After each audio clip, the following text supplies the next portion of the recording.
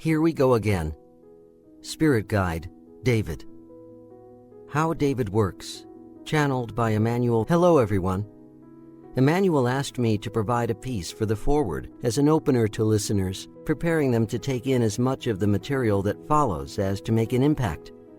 I'm the guide, that is, spiritual guide, with Emmanuel, and my task is to guide him to do things, an expediter in a sense.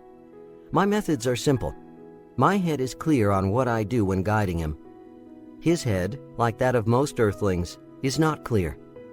Earthlings' heads are always busy with several thoughts and tasks. Instead, it is much simpler to do things when your heads are quieter. When your heads are quiet, your being is quiet. Your concentration is deeper. You are operating from a deeper perspective within yourself. When you are busy and your mind is rushing, you are not giving the same depth of attention as when you are quiet within yourself.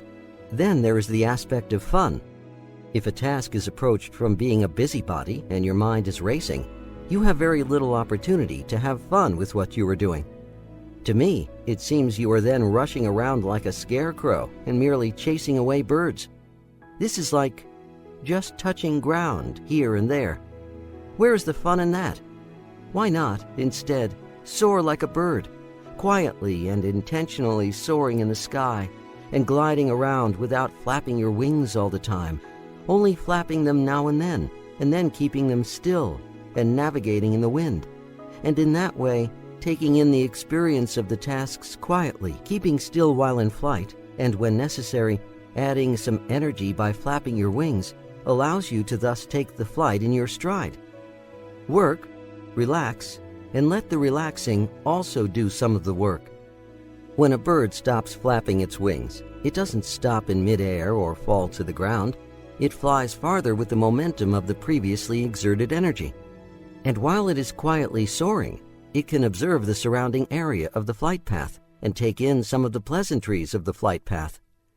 Move along and rest while not flapping, but stay in motion, navigating and swerving in the air, and turning slowly or quickly as required to maintain the flight. Now, when you are listening to the material supplied here by Emmanuel and us, the spirit guides guiding his life, remember to stop putting in energy and simply soar with the messages in the material. Open yourself up for the material. But when you get tired from the bombardment of the material, give yourself a break and stay quiet with the material and the messages. Listen when you are in a quiet space. Listen when you have time. After listening, glide with what you have listened to. Give the material time to settle in. Don't rush.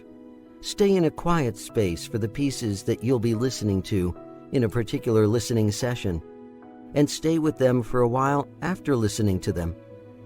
You might even want to take some notes after the quiet time to reflect on later.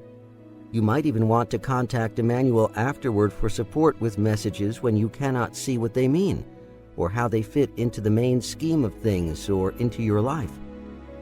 Be open to the material, which was carefully selected to provide an insight into your life. The material comes from Emmanuel's personal life. Nothing is second-hand information. Rather, it is from his experiences, painstakingly uncovered in his daily life over many years, and with having spilt many tears as he made the discoveries about himself. What Emmanuel is sharing in the messages and in the material came with a lot of heartache and difficulty. He recently asked himself about the many hours he has gone through and the obstacles he has overcome to get to the bottom of it all, and he concluded that it was a labor of love for himself that he has painstakingly uncovered his life to himself. That is, because of his love for his life, he left no stone unturned to get to the bottom of it all, to uncover his life and the meaning of his life. And it has taken courage and honesty beyond normal day-to-day honesty and courage. We, his spirit guides, watch over him and see what he is doing daily, and are aware that it is not easy for Earthlings to be so open and honest, and have so much courage to dig so deep into their lives. We feel for him, but we also see how his life has taken on meaning during this uncovering process. This is also available to you, each person listening to this material. But what you require first is a willingness to look and the courage to be honest with yourself. Oh, and it does not end there. It takes even more courage to make the life-altering decision to take the next step, and each step leads to another step. The steps never really end. They just keep on coming and coming, and when you think, surely this is the end of it all, another aspect is opened up. You see, you cannot hide from yourself. You cannot stop halfway. Well, you can, but then it might be better if you don't start your journey. Only start your journey if you are going to have what it takes to go all the way, and it will take everything you have to go all the way. And while on this journey, remember the bird when it flies. Take energy to move forward some distance, then soar in the sky with that energy and navigate the wind with your wings while resting. Do not stop your flight when resting.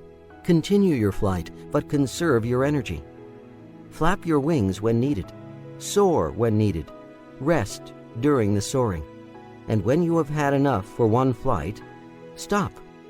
Rest up fully. Then fly further along on your journey and continue with this process until it is an automatic process. Do not tire yourself by wanting to take it all in one go.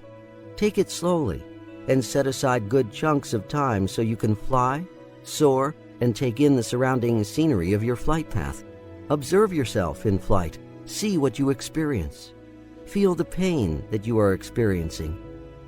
Take time to make notes about your experiences because you might want to discuss them with Emmanuel at some later stage. In the event that you do not take in the material so you can assess your life during the first listen, re-listen to it and set aside more time with each re-listening. Withdraw from the usual activities in which you take part. Give yourself every opportunity to get to the heart of the material. Let it count for you. Enjoy your flight, your own heartache, your realizations, and your rest. Make a feast of the flight. Take it slowly. Don't rush the material. It is deep material. It is difficult material. Every bit of your life up to the point of listening to the material was flight at a frantic pace in another direction altogether. Be patient with yourself. Enjoy your flight.